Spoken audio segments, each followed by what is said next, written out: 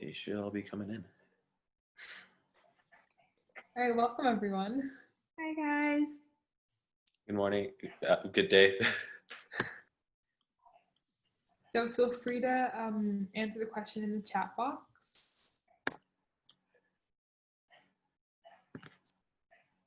Just for everybody's general knowledge, I'm Kate and I will be moderating the panel. I'm Alex and I'll be hosting the panel. I'm Ronnie and I'll be doing the tech and questions. Look at that number, 73 already. Wow. Wow. So Alex, what have you been up to during quarantine? Well, I've mostly been playing the guitar at home actually. Oh. From that out for some walks and that's pretty much it. How about you guys? I've been baking a lot of bread, as everybody has, it seems. Has it been successful? Some of the time. I mean, some of the time it just doesn't work and doesn't rise.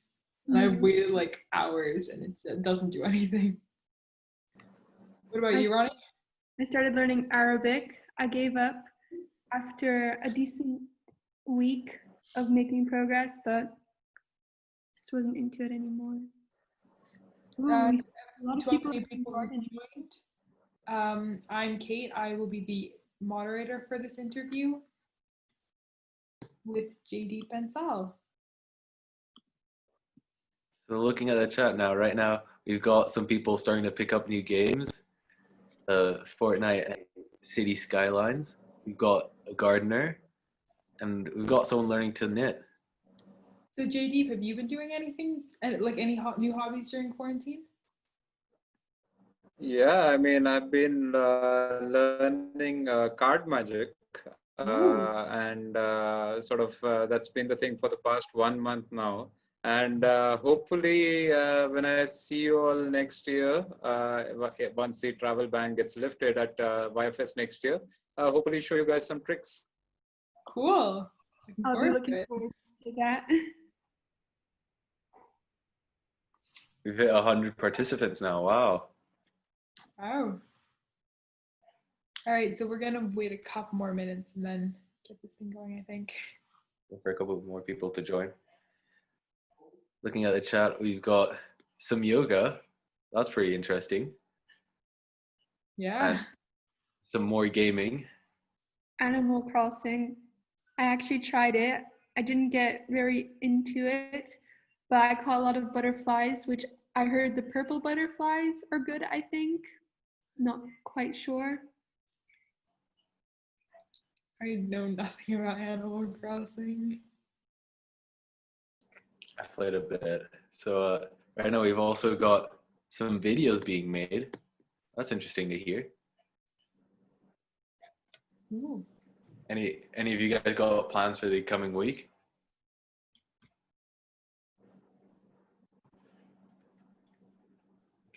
Jaideep, so any plans for the coming week? Right now, for the coming week, yeah, I think, I mean, right now the situation in India is really bad, especially the area where I am in. It's in the western part of India.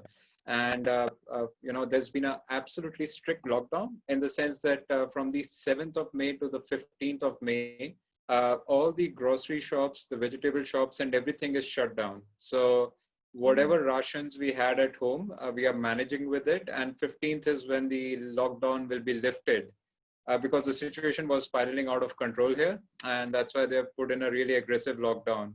And the fact is, when you have a population like India, you cannot afford to go wrong. So all lockdown measures, all social distancing measures really have to be implemented in the correct manner. Otherwise, this can totally spiral out and we can be much ahead of even the US if things are not done properly. I think overall, the administration, the health workers, and everyone who's working on the front line, I mean, commendable job done by everyone, including the doctors, the healthcare workers, and all the NGOs that are working in sort of really containing it to the level where it has. And I think that's a brilliant job done by what you're seeing in India. Okay, with that, I think we've got enough people now, so we're gonna go ahead and start. Welcome everyone. I'm Alex Cervera, a grade 10 student at the International School of Zug and Lucerne. And as part of the YFS team, I'd like to give a warm welcome to everyone for the In Conversation with, where we will be talking with Jaideep Bansal.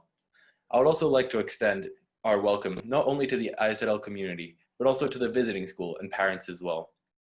With today's event, the YFS team is looking to take some positives from these challenging times to give back to our community in hopes that these events represent a welcome distraction from the monotony of the lockdown.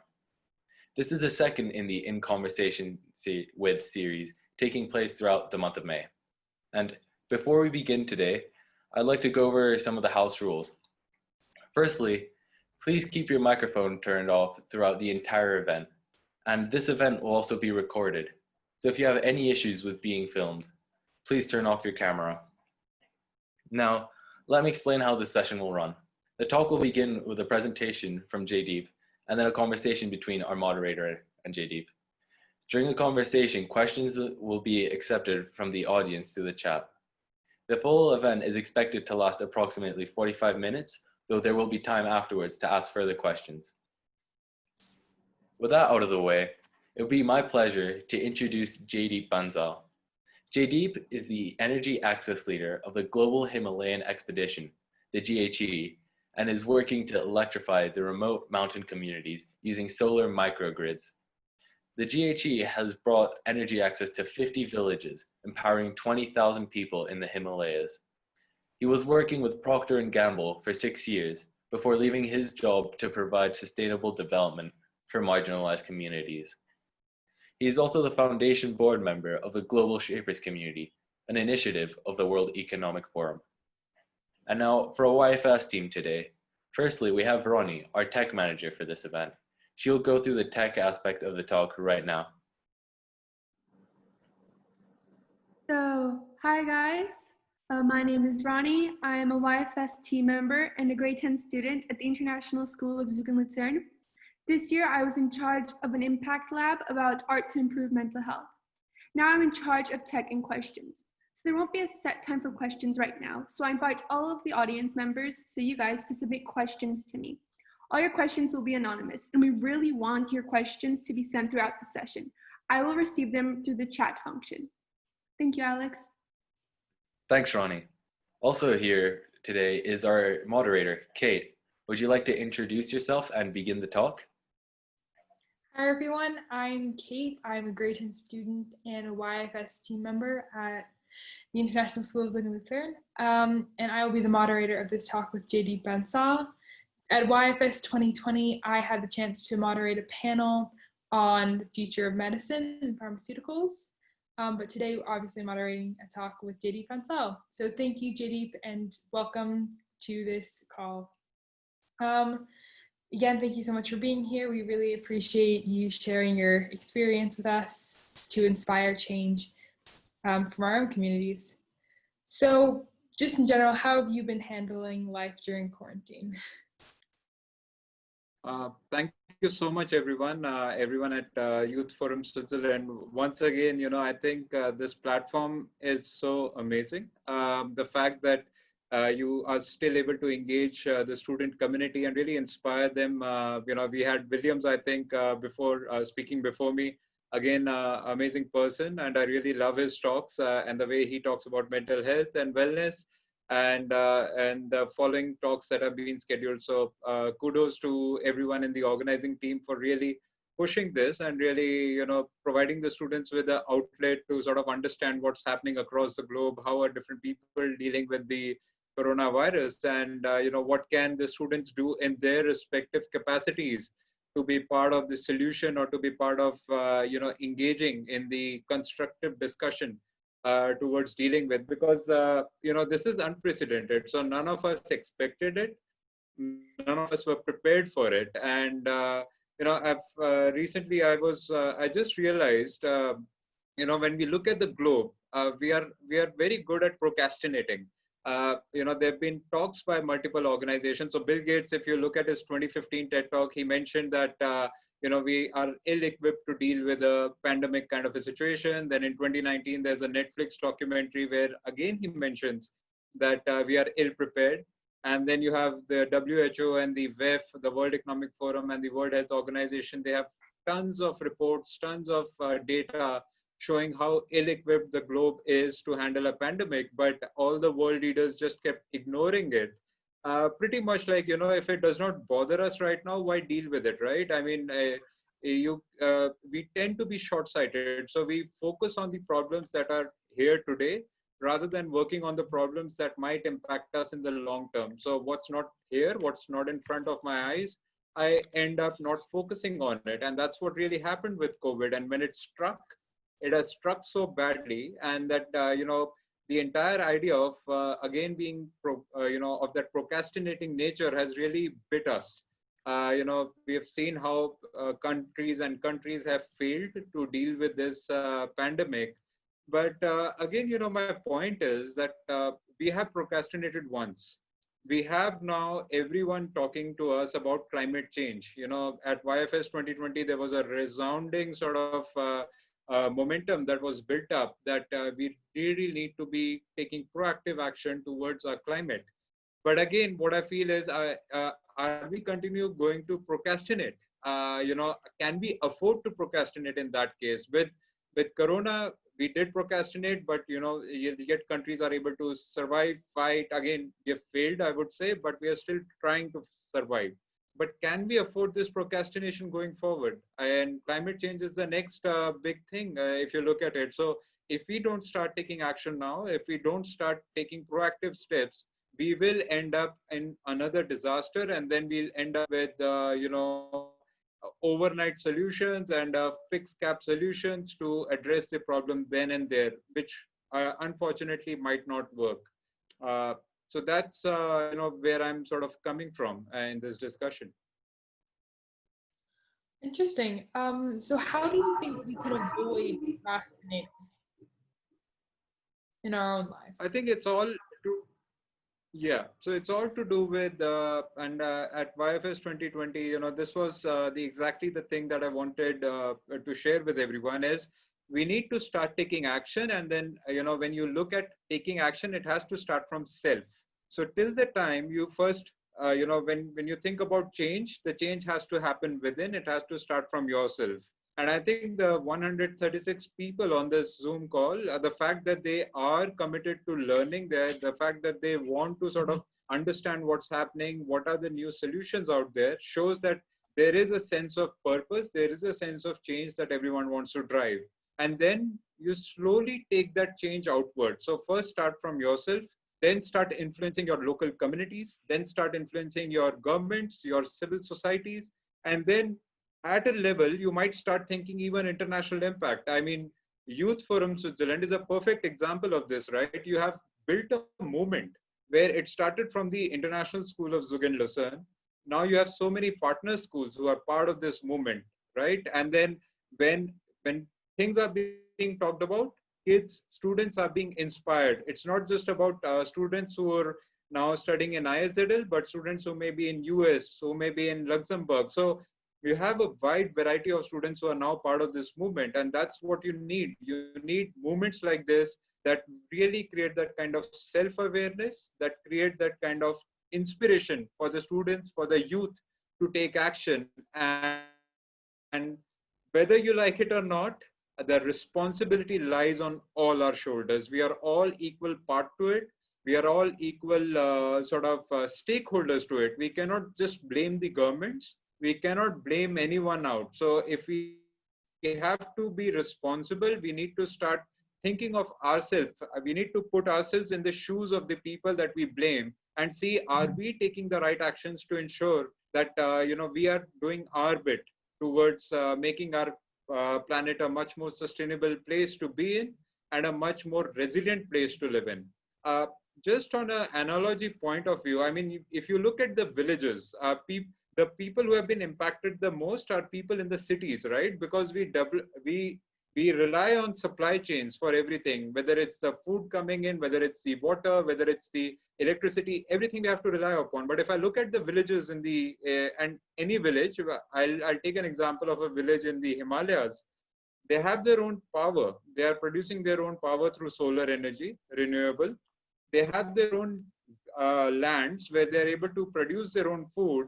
They have their own water. So they're not dependent on anyone. They are the most resilient form of a community that you can come across, where they have been totally cut off. The villages have been sealed off. So there's no virus in these villages. The people can still live life as they were living before. And the fact is, because they are able to build upon that resilience by ensuring self-sustainability. So it's all about how do you ensure communities going forward, the cities going forward, are much more self-sustainable, have the element of globalization in, because globalization is the need of the hour. We need to be, we live in a globalized world where there's a lot of cross-cultural transformation happening, cross-cultural supply chains being built up. But at the same time, how can you also ensure that there is resilient communities? So we don't need smarter cities alone. We need smarter and resilient and sustainable cities. That's how we need to think. That's very true. So going back a little bit, when did you first feel inspired to create change within your own community?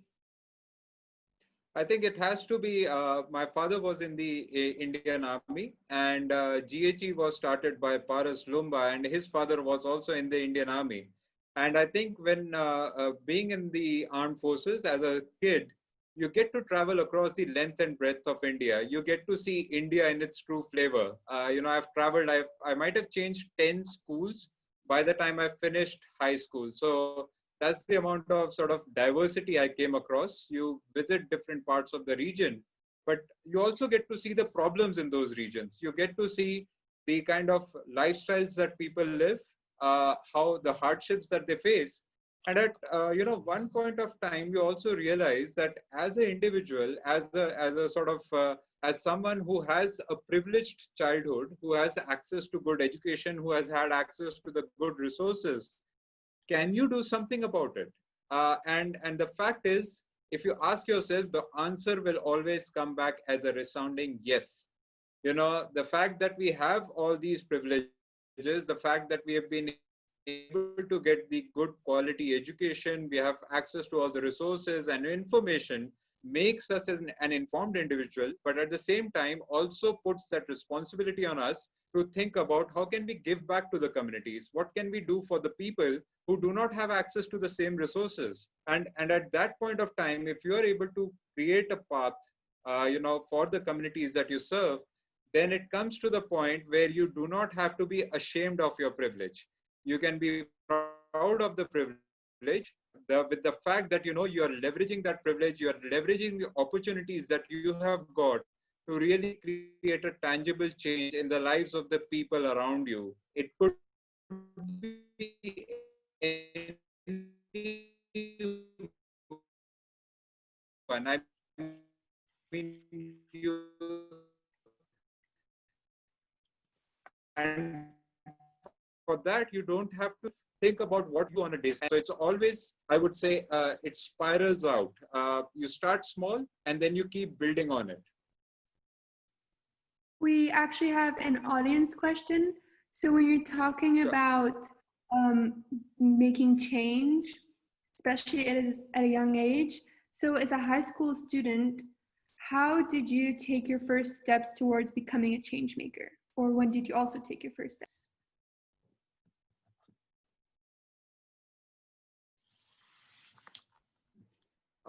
Should I be absolutely honest with you? Yeah. So I'll be absolutely honest with you. When I was in high school, I was nowhere close to where you are. In the sense that for me, when I was in school, change, sustainability, impact, these words did not matter. I had never heard about these words. And that's the kind of, the fact that when I came to the youth forum for the first time and when I visited your school, when I came across your students, the kind of passion, the kind of energy that the students showed, it was truly an eye-opener for me as well. I mean, my personal journey of being able to bring about change, or realizing that what is the kind of life that lies ahead of me, came when I was 26 years old. So it's it came at that point of time, because at that point of time I was exposed to these things. I came to know about the fact that there are communities living in hardship, the fact that there are people out there who are able to serve these communities, and that inspiration came from meeting a lot of people who actually left their jobs and really devoted themselves to serving the communities at local level. So for me, that I opened at I mean that that knowledge and the wisdom came to me when I was 25, 26 years old, because I would say I did not have that exposure as you guys have. I mean, when I look at what Youth Forum Switzerland is doing, is exactly that, right? You are exposing the kids to the different avenues of impact, different avenues of what are the possibilities out there, and that is such a great thing. I wish whenever I come to your school, I wish I could go back to school again. As simple as that, because I did not have such a like a amazing school, amazing teachers, and an amazing group of students, peer learning that happens. I mean, I've seen the students who come to the expeditions as part of the service week in the Himalayas, and the kind of the thought processes they have, the outlook they have, because when you're in the mountains, you end up talking a lot. So across the two expeditions that we've had with the students, I've had a chance, luckily, to interact with so many of you. And I've really been inspired to see that the thought process at such a young age, at 16, 15 years old. I wish I could have that. I still believe I don't have half of, I mean, half is I mean, in terms of the kind of the way you think, the way you are passionate about things, and that's why I have so much hope and expectation from each and every one of you. So and always realize it's a journey. It's never too late to start. You're never too old to start. I mean, I know people who were 60 years old and then they started their journey towards social impact, and now they're one of the biggest social entrepreneurs in India. So it's never too late to start. It's never too young to start. You have Greta Thunberg, right? I mean, she was so young when she started off because she believed in something. So you're never too old. You're never too young. You just have to find your inspiration and get going. I think the to sum it up, Nike has a good tagline, right? Just do it. So that's what I would advise each and every one of you. If you have some idea, go ahead, just do it. Fail if you want to, but through those failures only you'll realize how you can really learn, and you can really build substance to create the kind of individual that you want to be. That's very true. So speaking of creating change and in your journey to doing that, I understand that you have a presentation you'd like to share with all of us. Sure. Okay. Sure, absolutely. And I thought, and I'll also cover something that, in this presentation, where I just want to highlight, how life is in the mountains right now, in these villages, and what are we doing to sort of create a further impact in these areas. Can you see the slides? Yes. Okay, good. So quickly on, the last year's impact. So Alex, I think when you were talking about the overall impact, that was as an older data, but right now as we speak, so this is the overall impact for 2019. So in the last 1 year, we electrified 38 villages, more than 13,000 lives were impacted, and 320 tons of carbon offset that was done from these communities by replacing kerosene with solar. And then, we were able to bring light to more than 7 heritage sites in these areas. And then, but, I've always said that it's not just about access to light in these areas, but how can that light bulb lead to the economic advancement of these communities? So the right-hand side of the slide, you can see how we have trained the homestay owners, where we set up revenue generation streams for these communities. And by setting up homestays, by creating livelihood, and also providing access to education by setting up 5 education centers and providing 1,500 students with access to digital education. I mean, my dream and our dream in GHE is that one day the students from these remote valleys can maybe compete on a competition, on a project with the students of ISZL. So that would be truly like the thing. And, you know, maybe let's try it this year or the next year if it happens. But that's what we want, to give these kids the same access to resources and education that you guys have at ISZL. And this is how the life is in the Himalayas during winters in Ladakh. People spend a lot of time praying. You can see on the right hand side in the picture, there's an old couple that's reading their prayers. And then you have the, on the left hand bottom, you can see the Pashmina goat herders who sort of take these goats in the mountains, and you know, that's what happens. And the passes are blocked by snow.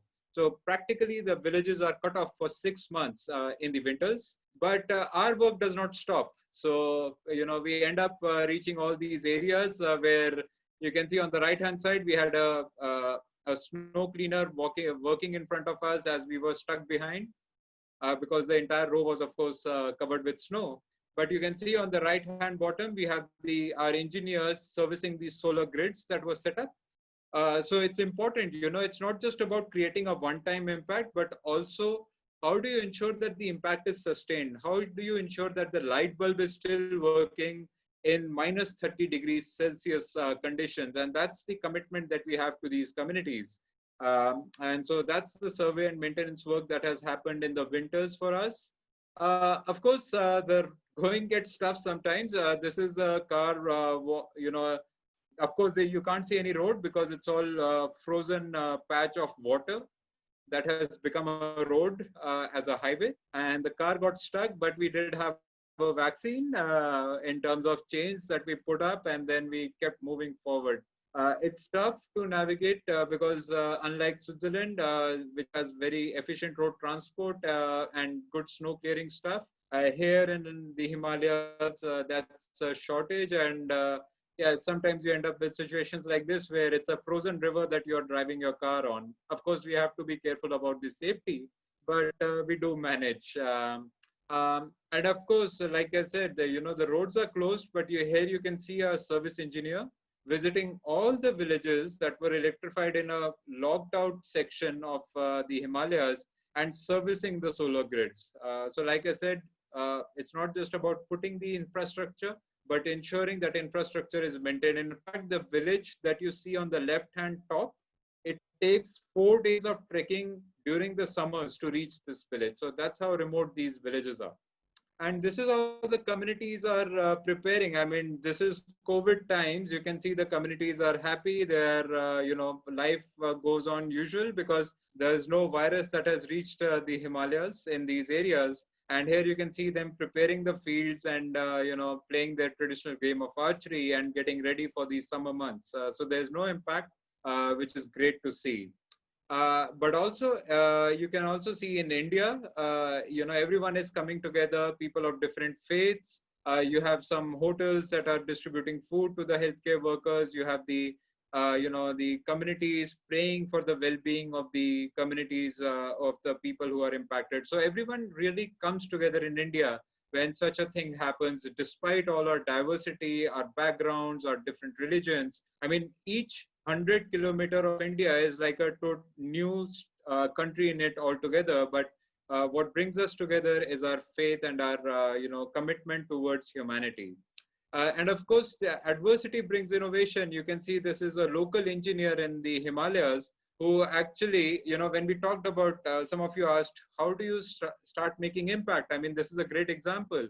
This person realized that you need, you know, hands-free sanitizer machines to sanitize your hands in these areas. So he went to his backyard, took some stainless steel, started working on it, and just built an apparatus. And now his machines are being used by 10 of the local government agencies that are using it to ensure that people keep their hands sanitized. So adversity sometimes brings the best of the innovation. But again, the point is, you don't have to wait for adversity to hit you. You can always go out, go find your, and think, and backyard is the best way. You know, you will find tons of stuff that you can innovate with. And then, yes, of course, the message from the communities is, you stay at home now to stay at their homestays, to stay in these villages later. So that's a message that the community wanted to share with all of you. So stay safe and you stay at your homes. Additionally, one thing that I wanted to share with you is that we have now expanded our work in the northeast part of India. So till now we were working in the Himalayas, but now we have started working in the jungles of northeast part of India. And here you can see again, that innovation by the villagers, where you can see the solar panel is propped up on a wooden frame, because the villagers are very good with to electrify 7 villages and set up 150 grids to impact the lives of 800 people in these areas. And this is how the villages look like in the jungles of Northeast India. And this, why am I proud of this is because this entire work has been done by the community themselves. So here you can see the community actually going to each village, setting up the solar power, and then electrifying these villages. And they've never seen light again. So that's how quick the community was. And the way we achieved that, again, I'll come to that. So here you can see some other pictures where you can, it's entirely the community. You can see how they sort of carrying the solar batteries to their homes. You can see the structures. And the way we were able to do this is this kind of impact. So this is a church in one of the villages. And you can see on the left-hand side, the community is praying in darkness, but then, the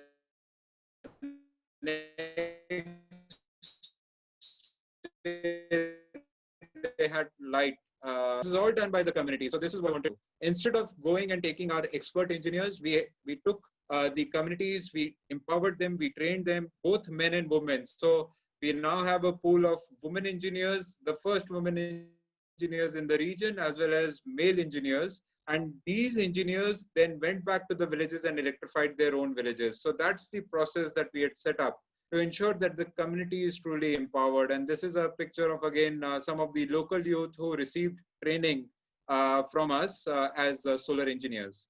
When it comes to the Himalayas, back again, we are setting up solar water heaters in these villages across the summer, because as you know, with COVID, you need to wash your hands a lot. And so to ensure that the communities have warm water to wash their hands, we are setting up these solar water heaters in these villages. One thing that we are now doing is creating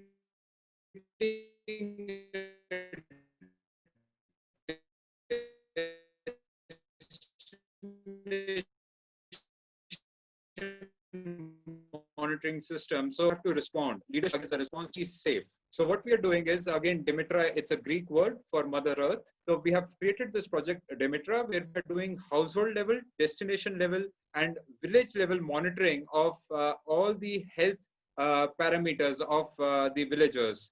This is to ensure that the communities are further resilient towards any COVID pandemic. So we are ensuring that the communities are prepared for any kind of pandemic that can hit them. So it's a very simple technology that we are working on. And of course, if any of the students is interested to sort of understand what we are doing, we can definitely connect offline. But essentially parameters that you can monitor, which are essential for the villagers as well. And of course, using technology at its best. So you have normal and the thermal cameras that will be integrated on a small circuit board, which can be then connected to the internet to provide live data feed of how the health of the communities are. So that's one new project that we are doing. Besides, of course, we'll be setting up more digital education centers, both in the Himalayas and in the northeast part of India. And what we are also doing now is powering up the health centers. So COVID-19 has actually given a reality check on healthcare. So what we are doing is, with the aim is to strengthen the healthcare facilities in these areas as well. And so we are planning to set up solar powered health centers with basic equipment such as deep freezers, sterilizers, surgical pumps, and COVID-19 ventilators, so that the communities are truly empowered. again, for some of you, healthcare is a very easy thing. You can just go to the doctor and there's a fully equipped health centers. But in these areas, majority of the village, in the name of a health center, all that they have is a BP machine and a weighing scale. So imagine if you're sick, you go to in sort of a journey towards creating a holistic impact on these communities. So like I love this picture. You have the yak in front of the glacier, but the entire idea is to really enable and empower these communities to the fullest. Uh, and this is something where I wanted to stop and I wanted to share with each and every one of you is the COVID resilience journey. So based on our learnings within our team, we have come up with this resilience journey where essentially what we saw was people started with the denial phase, right? So all of the nations, all of the countries, every individual started with the denial that this can't happen to me, someone will take care of it. Then once it started hitting us, there was a sense of panic, there's a sense of fear, there were negative emotions. People started hoarding stuff. But then you started seeing that people started moving towards acceptance, where nations started understanding the situation. People started becoming informed. We were aware. We started planning for our way ahead. And I think most of the nations now are moving to a phase where it's adaptation, where you're unlearning and relearning. I mean, the idea of schools working on Zoom, nobody would have imagined that. You find solutions to resume life. You start becoming in control. You're not a victim anymore.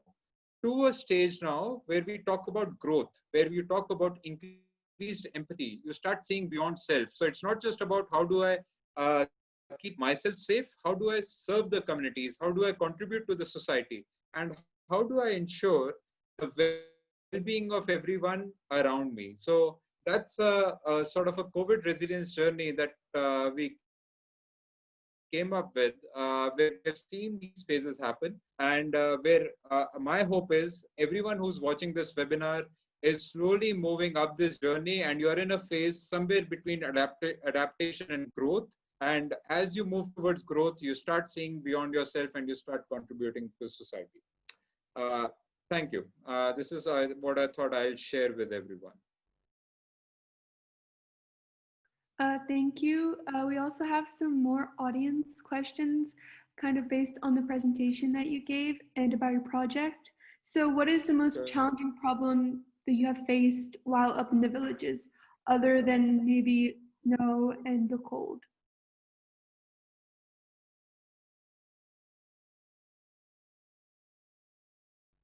I think the logistics, climbing Mont Blanc, and it's just one mountain, but you have to climb multiple such mountains to reach these villages. So because these villages are so remotely located, it takes a lot of time, it takes a lot of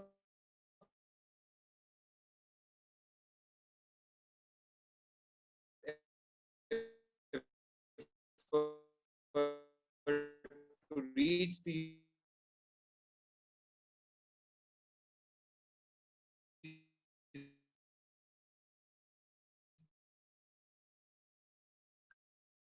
communities. Hello, hello, can you hear me? Yeah, it keeps glitching, but it's fine, I think. Hello?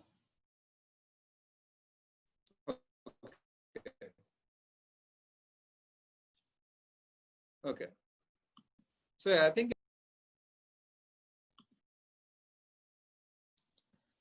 Could you just repeat your answer? We didn't hear it. Oh, sorry. What I was saying was it's a logistical challenge of reaching these villages because these villages are so remote. They are so cut off that it takes multiple days of trek in absolute chilling conditions, and there's no sort of a warm place to stay. So logistically, it's just very difficult to reach these villages. Of course, when you are in the village, there is still some facilities to keep you warm. But imagine you are supposed to trek from maybe Zurich to Davos, but you have to walk and there are no facilities in between. So that's the kind of challenge, right? So it's just logistically very difficult to reach out to these communities during the winter months. So, speaking of your expeditions that you've been on, what is one of the most meaningful expeditions that you've ever gone on?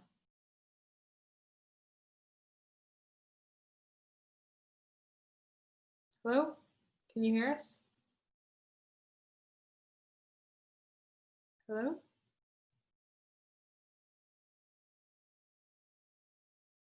Um,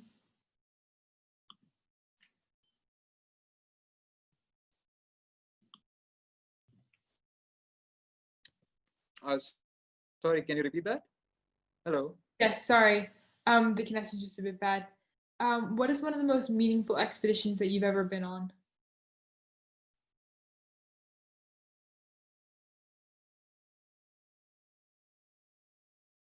Hello, can you hear me? Kind of.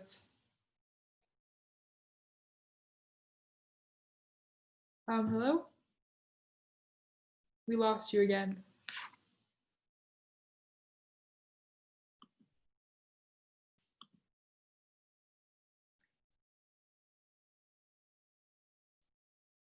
Hello?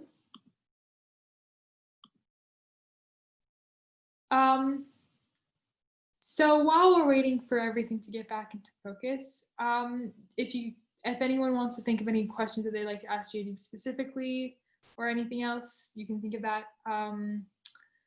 Else. Can you hear me? Oh yes, okay, he's back. Yes, we can hear you now. Sorry for the little mishap, everybody. Or we lost him again. Hello, Jaideep? Okay.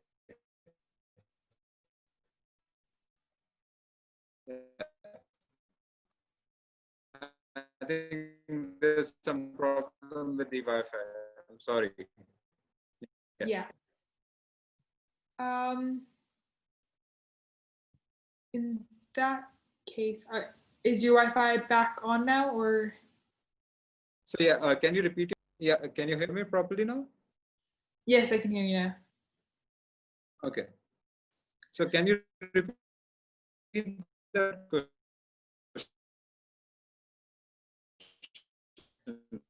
Sorry. So because of the connection issues, this will be the last question for today. What was one of the most meaningful expeditions that you've ever been on?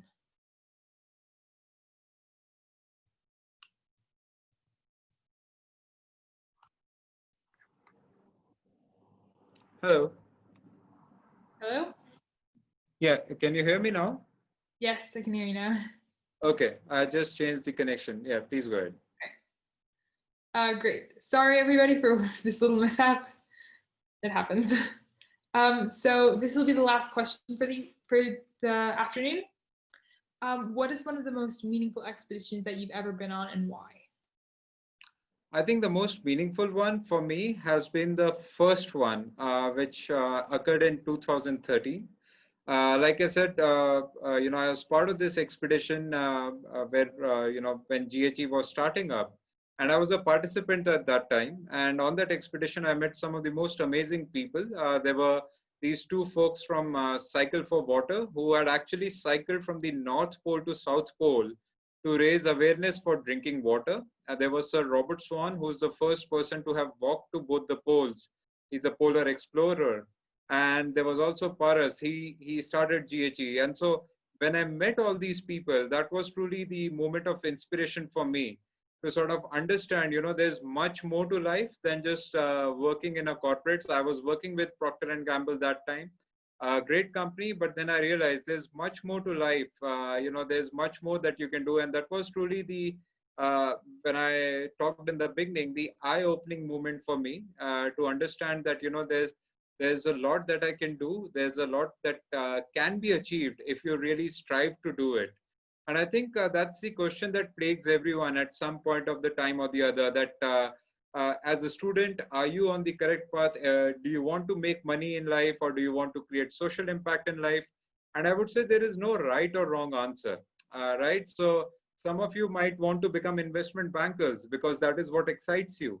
Some of you might want to become consultants because that is your inspiration. You feel that we are working in a McKinsey or a BCG is where you want to be. Some of you might want to be CEOs of companies like a Microsoft or a Google or a Nike or a P&G. So it's okay to follow your dreams. But what I would encourage all of you is whatever dream you follow, whatever path you follow, just ensure that you have that angle of service integrated. You have that angle of community in you.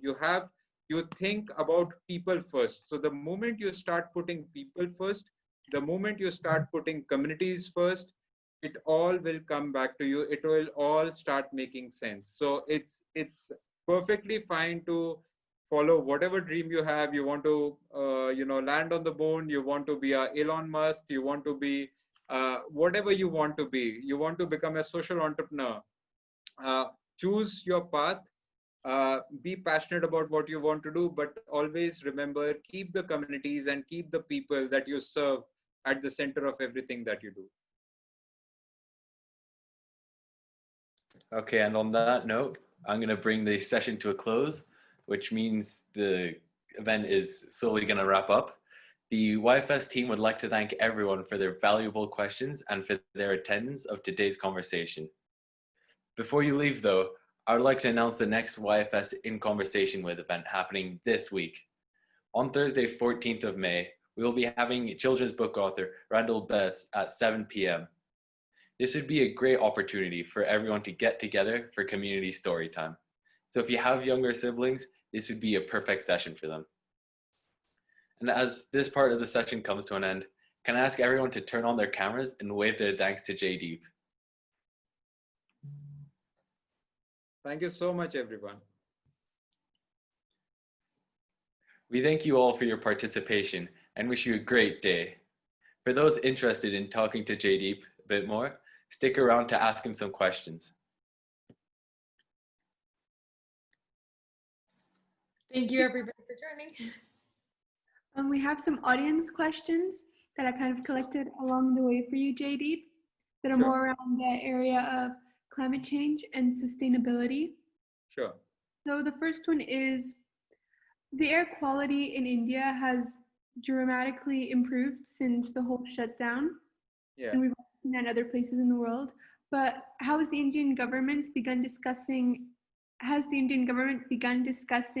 any new policies related to climate change as a result of COVID? Unfortunately, no. So currently, the government is totally occupied with handling the COVID crisis and not sort of allowing it to inflate at a level where it becomes uncontrollable. Having said that, I think this COVID crisis has also become a wake-up call for all governments, not just Indian government. I think even governments outside India as well, where they have seen the impact. If you do things sensibly, if you do things in a sustainable manner, suddenly your rivers start getting cleaner, your environment starts getting cleaner, the amount of respiratory problems that people have suddenly reduces because of cleaner air. I mean, in India, from most of the states now, people are able to see the nearby mountains or the nearby hills, which they've never seen in the last 20-30 years. So there has been a huge change. It has given people a wake-up call. But I think, like I said, it's up to all of us to see what can we do with this wake-up call. Can we ride the wave? Can we ride the wave on sustainability and push the agenda now? Or do we fall victim and fall back to our lifestyles because we suddenly want to open up the economy, and then which is also not wrong, right? I mean, because of this shutdown, millions of people in India are now jobless. They don't have any source to put food on their plate. So that's also a trade-off when you shut down everything. But what it does is it does show you a glimpse into the future of, if you work sustainably, if you think about sustainable actions, how cities can look like, how beautiful can they look like, how meaningful it can be for the people to live in these cities. I mean, Indian air quality has never been so better. I can compare it to what you have in Zug as of now. So do I want to stay in this kind of environment? Absolutely yes. Would I want to go back to a situation where it's difficult to go out without coughing or ending up with and I'm a marathon runner, so I end up consuming so much air when I'm running. So I also want to live in areas that are clean and healthy for me and my kids as well. So I think definitely it's a wake up call for everyone. Has anything been done about it yet? No, because our government is currently dealing with a much bigger situation. And like I said right in the beginning, it's all about procrastinating. Think of yourself as and the analogy I'll give here is, as a student, when an exam is coming, you don't really, and I'm talking about myself personally. I'm sure you guys are amazing with regards to when it comes to studies and academics. But when it used to come to exams, I never used to prepare for it till it was just around the corner. And when it was around the corner, that meant sleepless nights to prepare for the exam. So that's how the all of us are dealing with the situation right now. We know that the exam is coming, but we want to procrastinate till the last minute. And that's what we can't afford to do. I mean, yes, as a kid, you can do that. Yes, as a, for some small chores like cleaning your house and stuff, you can. I mean, it's like this, right? Your house is always a mess, and then suddenly the guests are arriving, and then you are just scampering around trying to clean your house. That's how it is. But can you maintain that house in a neat condition every time of the day? If you strive to, you can. If the governments can strive to ensure that the cities are clean, we live in a sustainable environment, absolutely yes. There's no way that we can't do it. Okay, now if we're going to be taking a question from the audience, but for those in the audience, you can raise your hand now and we'll get to your question from there.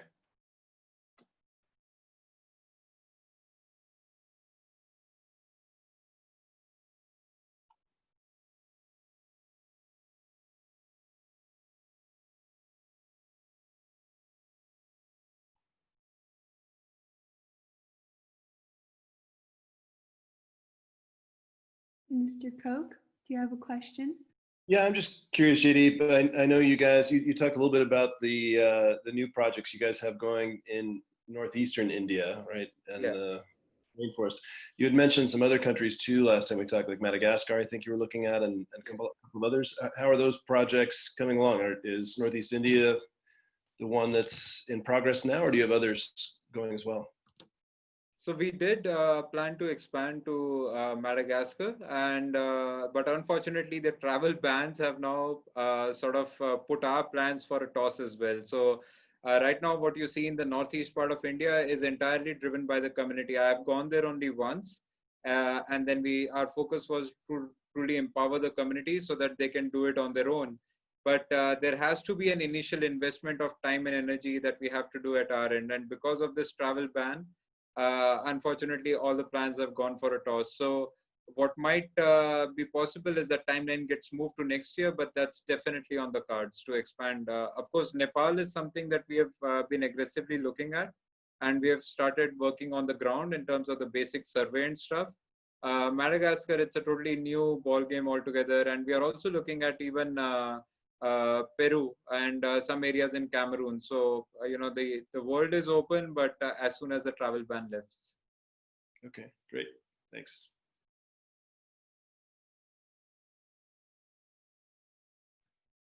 Do we have any more live questions from the audience?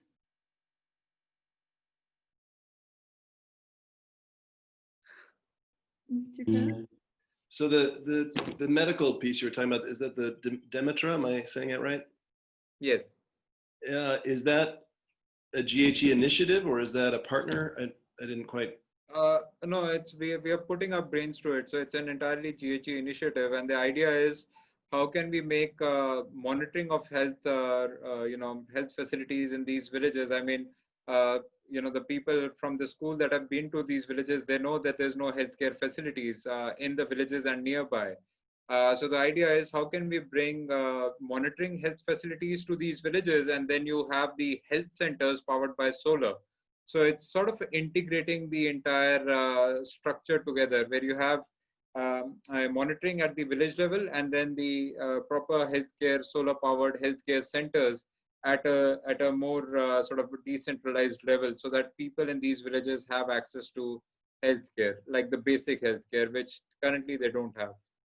And do they have the education and training to do that, or are you guys sending people That's down? also something we'll be partnering with the local government to ensure that the healthcare providers have the necessary skills and the resources to be able to administer whatever kind of infrastructure is being put up. So it will be we are working with the administration, with the local government, to ensure that the end-to-end integration happens. It's not just providing the infrastructure, but also the training and the capacity for the local people to operate and maintain it. Okay. And this is going back to the villages you've already been operating in. Exactly. So again, it's like access to energy acts as a foundation, then you build on livelihood, education, and then healthcare. So taking them across the multiple levels of development. And I think with the students also, we had this discussion, what do we do about healthcare? And that time the answer was, we are still working on a solution. And so this is exactly the solution that we have. Okay. Yeah, I know we have a lot of students, obviously, that will go on these PDWs that are interested in medical schools and things like that. I don't know if there's a way for them to prepare and maybe help support that initiative, but I think that a lot of them would be interested in that. Yeah, I think, and this is something I would be happy to discuss with the school as well, is on maybe the next trips. And I had a discussion with Vicky where it said that the trips will be, we are looking at 2021. And by that time, I think we would have done enough pilots to allow the students to be part of it. So in the sense, not just electrify a village, but the students come in, electrify a village, set up a health center, set up an education center. So instead of just one thing, they end up doing three fundamental interventions when they visit, when they come to the area. Yeah, that would be amazing. That's really exciting.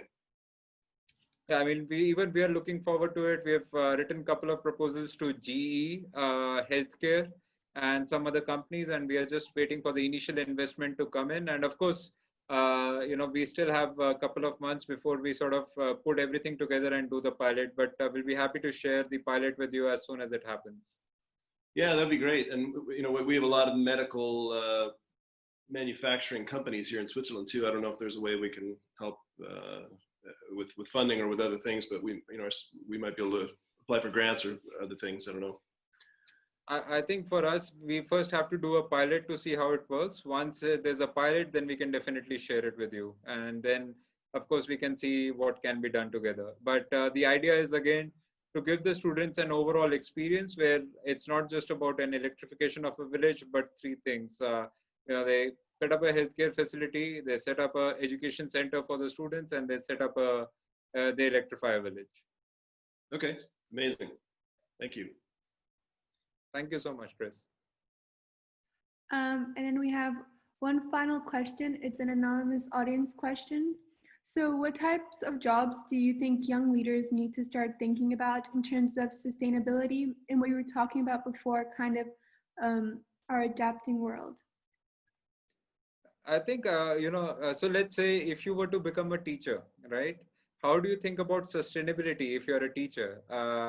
And so what you need to understand is that it is integrated in any job you take, whether you're a teacher, whether you're a professor, whether you're working in corporate or whether you're working in the government. It's about what is the kind of impact you can have. As a teacher, I would say the fact that I'm, teaching, let's say 100 students, if I'm able to inspire these 100 students on the journey of sustainability, I'm sure that these 100 will go and inspire many more. So as a teacher, my role becomes critical then, when I talk about sustainability. So similarly, if you end up, becoming so for me, I was in PNG, right? And I think, walk you with that example.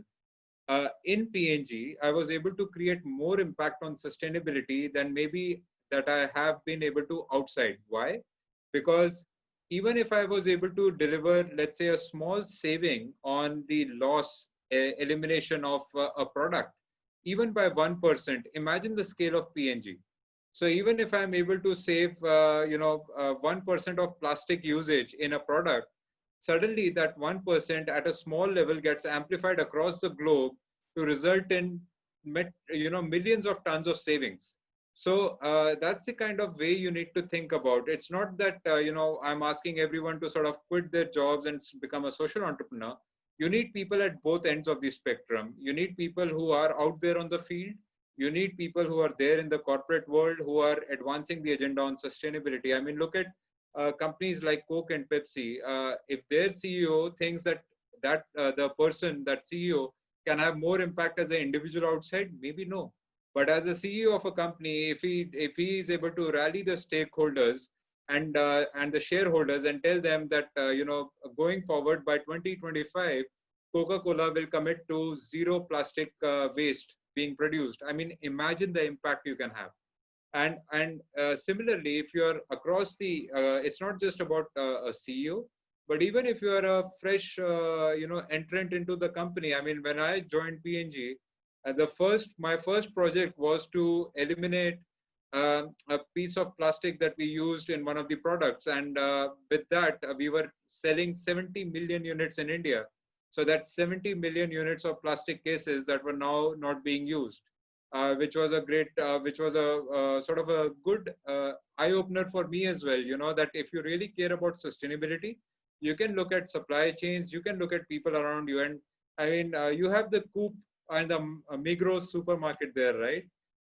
What if you could actually go to the local supermarket and convince them not to wrap their vegetables in the extra layer of plastic that comes? If as a community, if as a local community in Zug, you can do that, and if you can really make your voice heard, what is stopping Zug, or what is stopping a Migros or a Coop to reapply it in other areas? So I think that's the impact you can have at any level, at any point of time. It's just about going ahead, trying solutions. It might work, it might not work, but that's the fun, right? If you fail, that's the best thing that you can have. Failure really brings out the best in you, and you get to know what more you can do. I think to add, all of us have failed at some point of time in our life or the other. And if someone says they haven't failed, they are just not being honest with you. We have all failed, and I think from our failures we have risen the most. From our successes we have never learned so much, but it's from our failures that I personally have learned the most. And I think all the teachers here and everyone in this student community would agree. Well, thank you very much, Jaideep. And now the time for the extra questions has come to an end. So could we just have one last wave from everyone for Jaideep? Thank you, everyone. So good to see your faces. It was great connecting with all of you, and I hope you are doing safe and keep strong during these tough times. So on that note, the YFS team appreciates your participation in our event and wishes everyone a very pleasant day. Thank you. Thank you, everyone. Bye-bye.